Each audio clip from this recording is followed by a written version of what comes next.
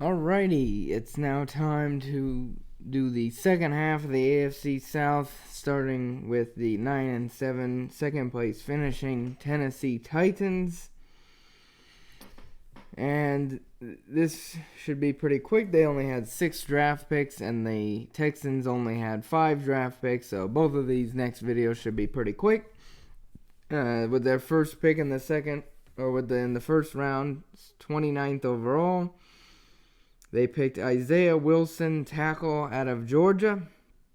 I gave this pick a B because at 6'6", 350 pounds, there is no doubting that the man has the size and strength needed to compete at the NFL level. However, taking the size and strength into account, I think what's taken him as far as he's gone is that size and strength, and he's been able to just ride on that overpowering ability.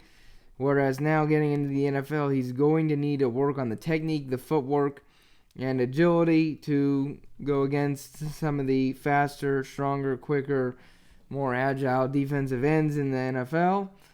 So, given that, I think like I said, he's got the frame to develop into a very good lineman in the NFL, very good offensive tackle. But the same could be said, the opposite could be very true.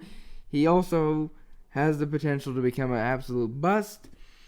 So that's why I gave it a B. I think there is more potential positive than there is negative. But again, he could always slip down, and just players learn how to get around him very quickly, and he just doesn't have it. So overall, it's a need, and I think Tennessee, we'll be able to coach him well and develop him into what he should become. That takes us into their second round, 61st overall pick, in which they picked Christian Fulton, cornerback out of LSU. I gave this one a C+. I was less fond of it. Fulton, to me, is very athletically gifted. However, in my opinion, I think he lacks the necessary NFL traits that a corner needs to become a starting outside corner in the NFL.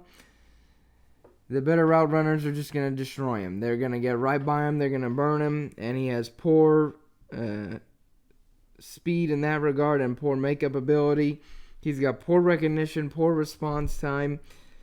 And I don't think his stats at LSU were anything special. He's pretty much like every LSU player. They were nothing until this last year. And even then, last year, again, it was better than his previous years, but it wasn't amazing.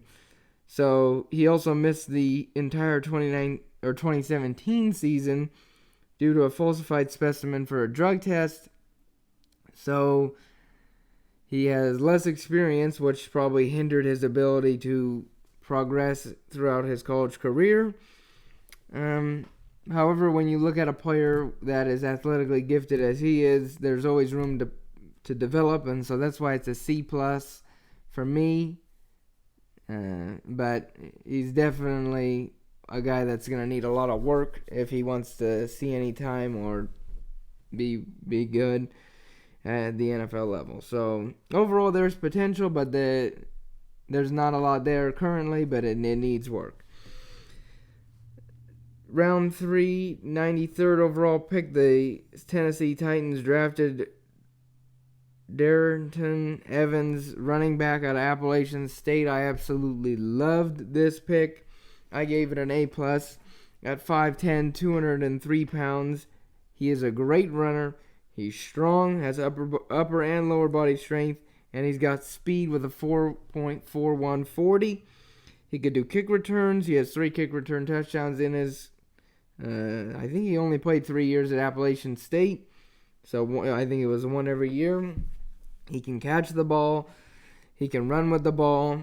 He can also, in his, I want to say, upper 400s is how many times he had the ball in Appalachian State, and he fumbled 0 times. So he holds on to the ball. He blocks well. He needs to work on his inside running and being a little less fearful. He needs to use his strength that he does have. 20 plus reps of the bench in this year's combine. So I know he's got the strength. He needs to improve and use it like he has it. And other than that, he's a solid all-around runner. It's a good addition to Tennessee because they really need somebody to help take the load off Henry. They asked too much of Henry last year, and it started to show towards the very, very, very end of the season that he was just physically exhausted, and the team was outmatched as they really didn't have anything else going for them. But I'm not taking away from their run. It was absolutely amazing playoff run. However, it's a good addition to the team, and it'll help take some of the pressure and the load off Derrick Henry, which may add a little bit of shelf life to Henry's career, which is good.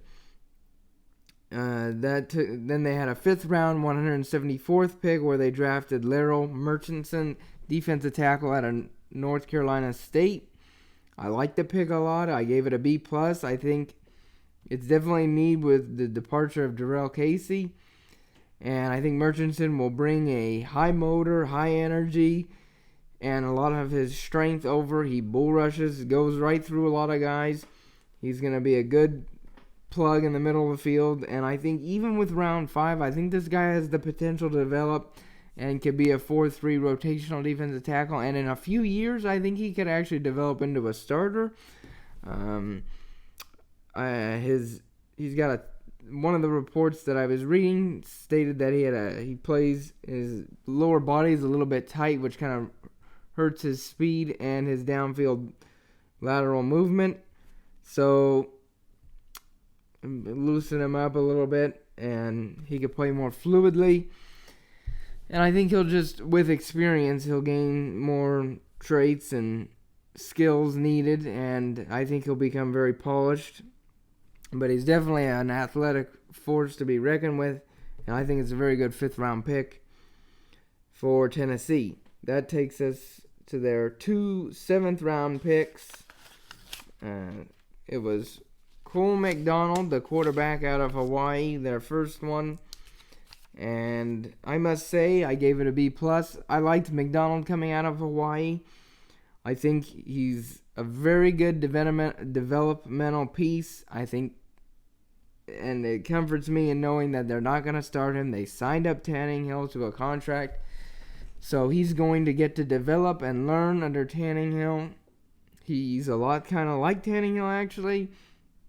Not the strongest arm in the world. He has to utilize more short mid-range passing. He can throw deep, and I'll discuss why his deep ball might have been hindered a little bit. But I think he's athletically very gifted, so he's got the athletic traits. I think he's got some of the arm traits. I think some of the problems that are pointed out were related to timing, which I believe because he rushed some throws, he was late on some throws, which hurt his deep passing percentage. So I think he can throw it deep. I think, arm strength wise, I think he's got it to do every once in a while. I think he's definitely got it. But as I was saying with the timing, I think you fix that up, and I think once you take that away, you take that hesitation away, I think he could be much better. The throws will be more sharp. They won't be, some of them, they come out wobbly, which led to some interceptions.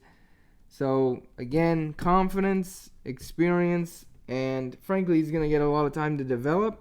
He's got good size, good athleticism.